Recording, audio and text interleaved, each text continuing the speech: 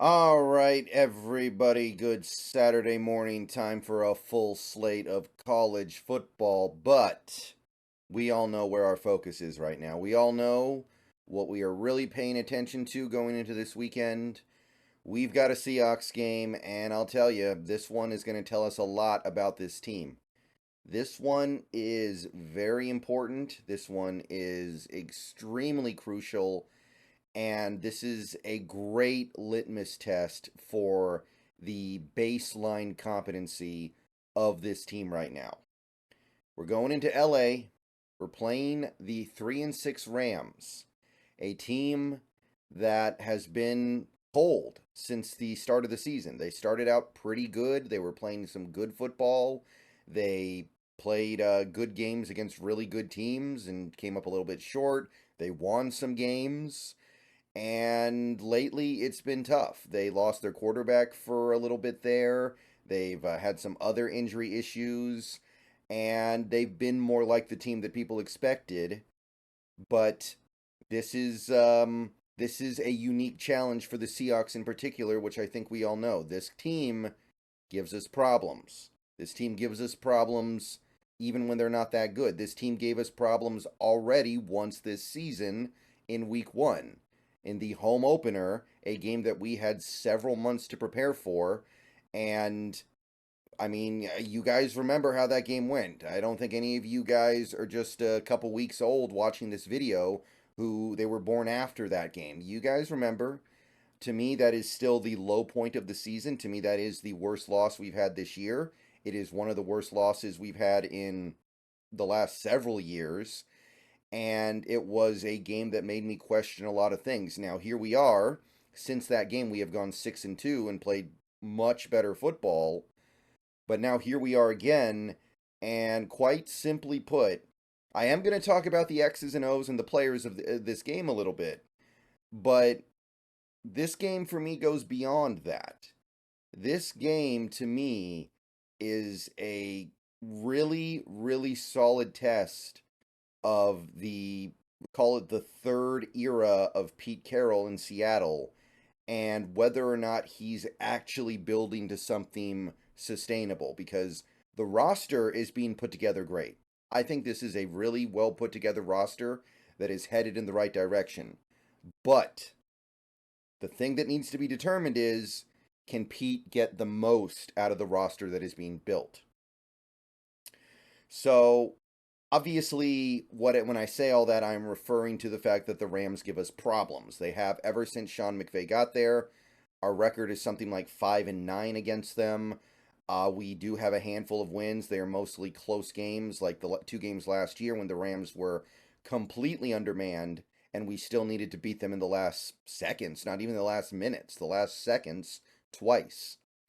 Now, for that to happen when the Rams are really good, like 2021, when the Rams won the Super Bowl and they beat us twice in 2 relatively competitive games, by the way. They didn't blow us out, they didn't kill us. They were 2 pretty reasonably competitive games. So, okay, that's one thing, right? They were better than us that year. They had a better roster. They had a great roster that year. It was good enough to win the Super Bowl. Okay. But this year, they do not have a great roster. Now, I'll say this. I thought the Rams were going to be awful this year, like a 3-14 type team. They're not as bad as I thought they were going to be. They're not. I think we can safely assume that. They played, it's not just the fact that they blew us out in week 1. They played the Niners competitively. They've won games against teams like the Colts that are decent. Their other win was the Cardinals. They've been competitive in some other games. But this is not a good team. Just because they're not terrible doesn't change the fact that they are bad. I think this is, I feel very safe calling this a bad team. They are the only team that lost to the Bengals when Joe Burrow was playing like Ryan Fitzpatrick. They got blown out by the Cowboys, and the Cowboys blowing out bad teams is kind of their thing this year, if we're being honest. They got slapped around by the Packers. Now, in that game, they didn't have some key players, including their quarterback. But this is not a good team. This is a below average to bad team. And that needs to be, remains the headline here for me, because let's think about that statement for a second. The Rams give the Seahawks problems. The Rams have been giving the Seahawks problems since Sean McVay got there in 2017. The Rams have been giving this team problems since the Legion of Boom was still together. When we had Sherman, Earl, Cam, those guys were still together. Wagner, Wright, Bennett, Averill, going all the way back to that first Pete Carroll era in Seattle. So you have had a ton of time to figure this out. You have had more than half a decade to figure out why they give you problems and then do something about it. And for the most part, you haven't. There have been some good games in there. There have been some games where you held the Rams offense down. Like in 2020, we played 3 games against them, and in all 3 games, the defense played decent to really good, but you only won one of those games. So they still, quote unquote, gave you problems.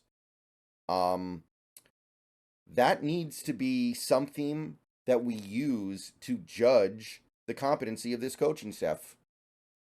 And the reason why I say that is because when a team in your division, a team that you play twice a year minimum, is giving you problems in that way, it needs to be your job to figure out why and then address the issue.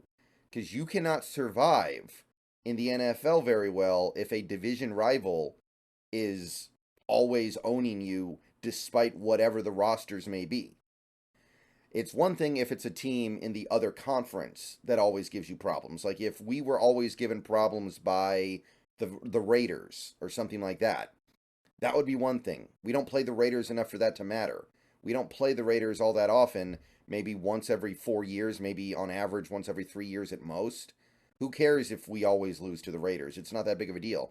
But if you're always getting beat up by the Rams, then as the coach of this team, any coach, as the GM of this team, any GM, it's your job to figure out why and then do something about it. And we've been doing this for a while now without much of a change. Last year we swept them, but again, that took the Rams being extremely beat up. They had no quarterback. They were missing all their best players. Okay, that great, awesome. You beat them twice last year, but it wasn't a fair fight. And honestly, the games were a fair fight. If you watch those games, they came down to the wire. This year, we went into the season saying, hey, this Rams roster is still really bad. And it's proven for most of the year that it still is pretty bad. Not as bad as I thought, but you have the better players. You do. So now you just have to utilize them in the right way, and you should be good. And yet, we saw the results that we did in week 1, where, okay, the Seahawks offense got destroyed in that game, mostly because they lost their starting tackles in the third quarter. They were okay before then, and then they lost their tackles and couldn't do anything. All right, understandable. I don't know if it's understandable for it to have been as bad as it was, but that's really hard to overcome. But we're not even talking about the offense here. We're talking about your defense, Pete. The Pete Carroll defense, the thing that you were so proud of, got gashed by this Rams offense. And it started early. The Rams drove down for, I believe, a touchdown on their opening drive of the game. So it wasn't something where, oh, we got tired. No, you're not tired on the first defensive drive of the season. And after the game, Pete came out and said something like, oh, well, they were lining up different from what we're used to, or something ridiculous like that. Like they were lining up their receivers a little bit further to the outside than they were expecting, and that completely threw them off. Okay. Yeah, that another thing that made me enraged after that game. But look, it's a thing. Anybody who wants to bring up the fact that the Rams give us problems, yeah, it's 100% a thing. But we don't have the luxury of being owned by a division rival right now. We are not good enough in the other games that we play. And with the schedule we have coming up, Cowboys, Niners twice, and Eagles, with those games on the horizon, you can't really afford to lose this game. I'm sorry, you do not have the luxury of getting beat by an inferior Rams team that just has your number and then just going, well, we'll get the other teams. No, the other teams are actually really good. These teams that are coming up, like, you really could be in for it for the next month. You could play good football and still lose all of those games. You really could. because those teams are quality. So this needs to be a moment where Pete Carroll goes, okay, I've learned my lesson. I know what the problem is. I know what the issues are. I'm going to do something different to address this Rams attack specifically. I'm going to play aggressively at the line of scrimmage. I'm not going to just let them dink and dunk their way down the field.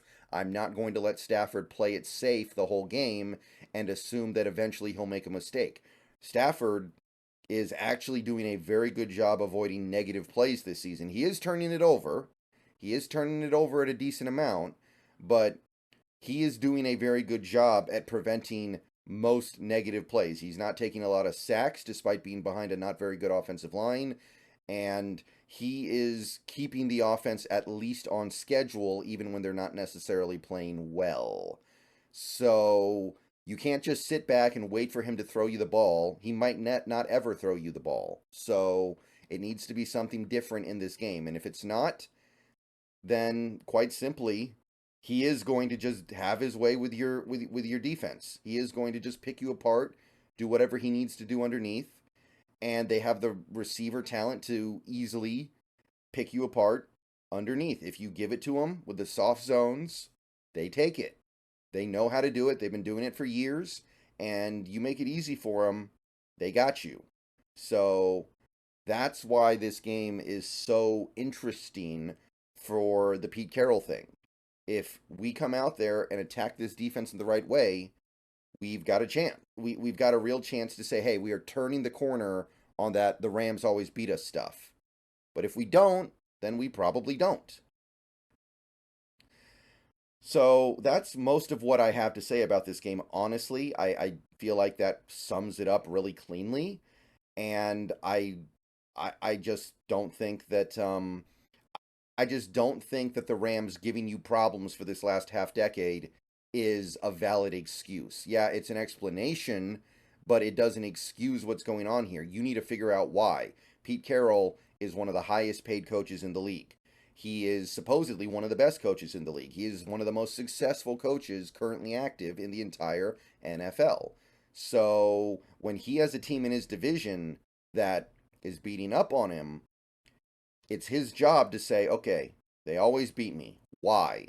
What are we not doing? Or what are we doing that is making that happen?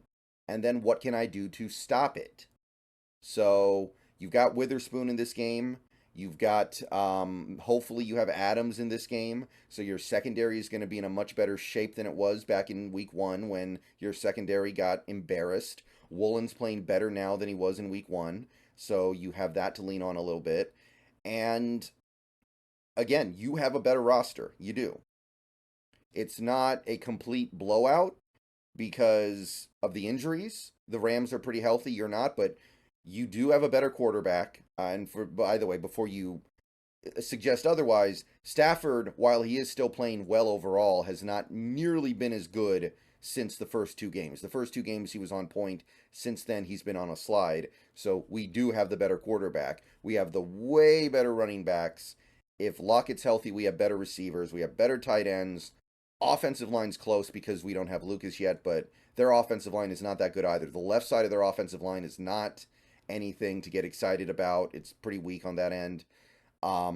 Maybe they have a better defensive line than us just because of Aaron Donald, but they don't have a heck of a lot else other than Aaron Donald. They don't have good stuff at linebacker. They're weak at edge rusher. Cornerbacks are just okay. We're way better at cornerback. We're probably better at safety, even if Adams doesn't play. But if not, their safeties still aren't that good. So up and down, we have a better roster than they do. And playing on the road shouldn't matter that much because it's LA and it's going to be filled with Seahawks fans anyway. So bottom line is, you got to figure part of this third era, part of Carroll getting another chance to lead this team in the right direction is him figuring out why things go this way when we play the Rams and then rectifying it. And in terms of roster building, I see it, right? You draft somebody like a Devin Witherspoon to combat the Rams receiver core. You do. But are you going to use him in the right way? I see them putting together a defense that is better equipped to handle their flood routes. I see them put together a defense that is better equipped to handle some of the stuff they do with their slot receivers. Because right now, by the way, this Rams team has basically two really good slot receivers in Cup and Nasua, or Nuka, or people get on me for mispronouncing Puka's name, so I usually just call him Puka. But Puka as well is also a slot receiver, so that makes things a little bit weird and complicated for them. But you're putting together a team that, in terms of the talent and players, should be able to combat what the Rams are doing. But if it doesn't come together on game day, then what good is it? So that was a little bit of a disjointed pregame. Admittedly, I kind of went in a few different directions there. But to me, the more important thing going on here is, look, Pete Carroll's still here, and he's doing some things really well. He is. I think Pete Carroll is doing some things very well. There is a reason why this team is so far ahead of schedule in their rebuild. There's a reason why this team didn't win 4 or 5 games last year. There's a reason why this team isn't just now settling into competency. But a big part of it is you need to find a way to handle these Rams, because they're going to come back in future seasons with a better roster than this, because this roster is not that good. It's just not. They have good receivers. They have a good quarterback, with the caveat that he hasn't played that well recently, and he's coming off this thumb injury that may or may not affect him. And they still have Aaron Donald, and that's like about it in terms of stuff that stands out. It's not a good roster. And the rest of the league has proved it. Since they beat us, they're 2-6. They beat the Colts in overtime in a game they tried really hard to blow, and then they beat the Cardinals when the Cardinals were losing almost every game they played. So this is not a good team. This is not a good roster. If you can't beat them now, you're going to have a heck of a time beating them in future years when that GM has actually had the opportunity to build things up a little bit. Might be a little bit of a different schedule than usual after this game is over. I may not be able to upload a post-game video, and if I do, it'll be probably shorter and different than my usual. I'll try to get one up that's actually full and robust and says everything that needs to be said later in the evening, and I may not be able to do a post-game stream at all until the next day. So we will see, but things are going to possibly be a little different. I'll probably make a separate video about that. But, yeah, it could be a little bit different. Hopefully it's not because I'm embarrassed because the team got beat by these Rams, and actually because I wasn't available to make a video immediately after. But, see you guys later. Go Hawks. That's what I got.